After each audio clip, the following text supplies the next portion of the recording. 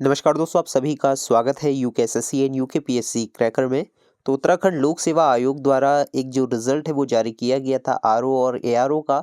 समीक्षा अधिकारी, सहायक समीक्षा अधिकारी का जो फाइनल रिजल्ट है वो जारी हुआ था, जिसमें कि अब कोर्ट केस जो है हो चुका है और क्या क्या मुद्दा रहा था इसके बारे में हम डिटेल पर बात करेंगे। तो ये जो कोर्ट केस हुआ था ये 1 मई को रजिस्टर हुआ था। इसमें एक सुनवाई भी हो चुकी है और आगे भी प्रोसीडिंग जारी रहेगी। तो क्या मामला था उसके बारे में बात करेंगे, किस तरीके से यूकेपीएससी की कार्य प्रणाली है, कितनी ट्रांसपेरेंसी है, इसके बारे में बात करेंगे। तो ये जो केस रहा था यहाँ पे अगर हम देखें तो एडवोकेट आप देख सकते हैं यहाँ पे कौन कौन रहे थे, चीफ जस्टिस आप देख सकते हैं। इसके साथ ही कोर्ट केस किसने करा था इसके बारे में भी बात करेंगे और मुद्दा क्या था वो एक बार देख लें। तो यहाँ पे अगर हम शुरू से शुरू करें तो यहाँ पे लिखा गया है कि यूकेपीएससी उत्तराखंड लोक सेवा आयोग ने जो एग्ज़ाम कराया था आपका आरओ रिव्यू ऑफिसर और असिस्टेंट रिव्यू ऑफिसर, जिसका कि एडवर्टीजमेंट आपका 2023 में रहा था। और इसका जो एग्ज़ाम है मतलब जो फाइनल रिजल्ट है, जिसमें कि 136 लोगों का जो फाइनल लिस्ट में नाम था जो कि जारी किया गया था। इसके बाद क्या हुआ था कि सडनली इसमें जो पब्लिश कराया गया था who are selected along with the list marks obtained by them, but suddenly on मतलब 2 अप्रैल को क्या हुआ था कि यूकेपीएससी ने एक ऑफिस मेमोरेंडम जारी किया था जो कि 2 अप्रैल को रहा था, जिसमें कि कहा गया था कि कोई टेक्निकल ग्लिच के कारण ये रिज़ल्ट जो है हम रिवाइज कर रहे हैं और एक नया रिज़ल्ट को जो है हम जारी करेंगे। तो टेक्निकल ग्लिच क्या रहा था वो नहीं बताया। इसके साथ ही 11 अप्रैल को जो है दोबारा से रिज़ल्ट को जारी किया गया था, लेकिन the reason and the details of technical glitch has not been given. मतलब किस कारण से टेक्निकल ग्लिच हुआ था, जो ओएमआर सीट में जो नंबरों का फेरबदल हुआ था वो क्यों हुआ था वो नहीं बताया। अब हो सकता है बहुत सारी चीज़ें हो सकती है, अब हम ऐसे पब्लिक प्लेटफॉर्म में तो नहीं बोल सकते, लेकिन आप लोग समझते हैं क्या चीज़ें हो सकती हैं।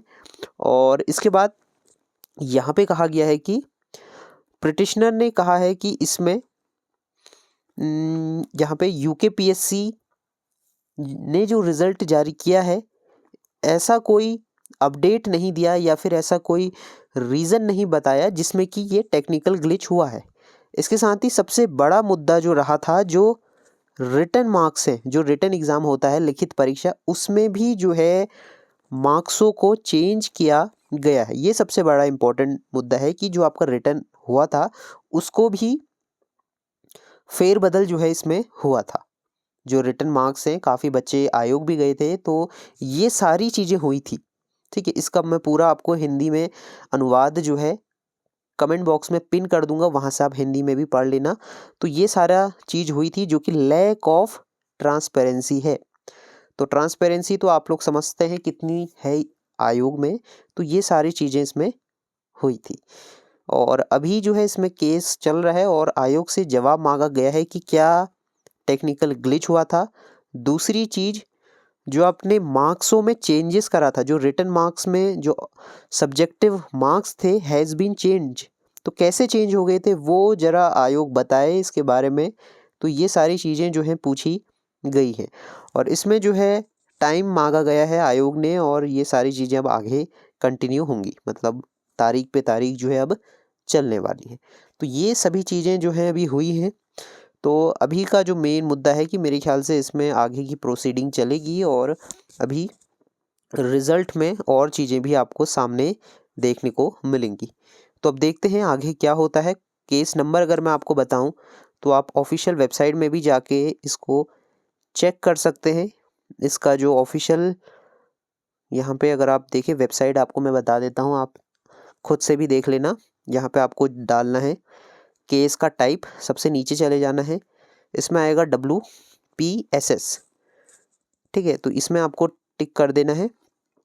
इसके बाद केस नंबर आपको बता देता हूँ 703, ईयर में आपको 2025 कर लेना है। देन इसके बाद आप अपना जो है देख सकते हैं क्या क्या चीज़ें हो रही हैं, क्योंकि हर एक वीडियो तो हम नहीं बना सकते, आप खुद से भी देख लेना कब क्या हुआ है और आप हमें भी अपडेट कर सकते हैं।